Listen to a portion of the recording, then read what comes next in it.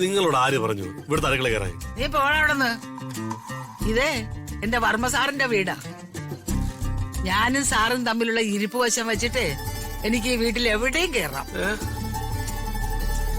കേട്ടോ വേണു അച്ഛനെ? ഞാൻ ആശാനും ശിക്ഷനൊന്നുമല്ല. അല്ല, മുറയനുസരിച്ച് ഞാൻ വിളിക്കേണ്ടത് അച്ഛന്നാ. അത് നിങ്ങൾക്ക് ഇഷ്ടമല്ല. വെറും വേണു എന്ന് വിളിക്കുന്നത് മര്യാദയല്ല. അതാ ആശാനെ എന്ന് വിളിച്ചത്.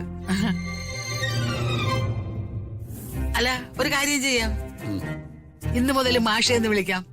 എന്ത് തേങ്ങെങ്കിലും വിളിക്ക്. മരിച്ചവർ എഴുന്നേറ്റ് വന്ന ഒരു കഥ പറയാനാ ഞാൻ തുടങ്ങിയത്. അത് പറയാം. നാക്കടങ്ങിയിരിക്കില്ലേ?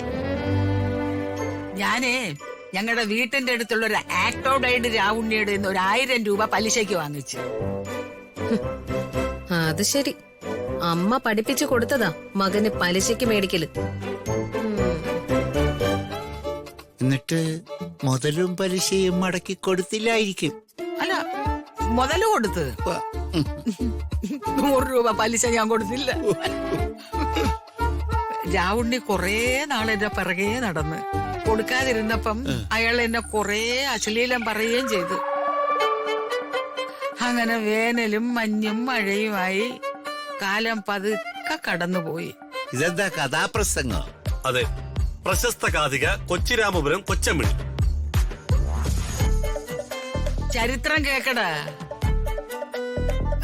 ഒത്തിരി കൊല്ലം കഴിഞ്ഞ് രാവുണ്ണി മരിക്കാൻ കിടക്കുക. ഊർജശ്വാസം വലിക്കുന്ന സമയത്താ ഞാൻ കാണാൻ ചെന്നത്. അതെന്താ ഊർജ്ജശ്വാസം? എടാ, ഈ മരിക്കാനുള്ള വലിയേ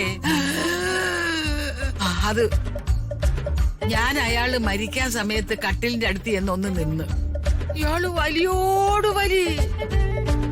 ഞാനൊന്ന് പ്രാർത്ഥിച്ചിട്ട് തിരികെ നടന്നപ്പോഴേക്കും അയാളെന്റെ കൈ കയറി ഒരു പിടുത്തം. ആര്? ഈ ചാവാൻ കിടന്ന രാവുണ്ണി.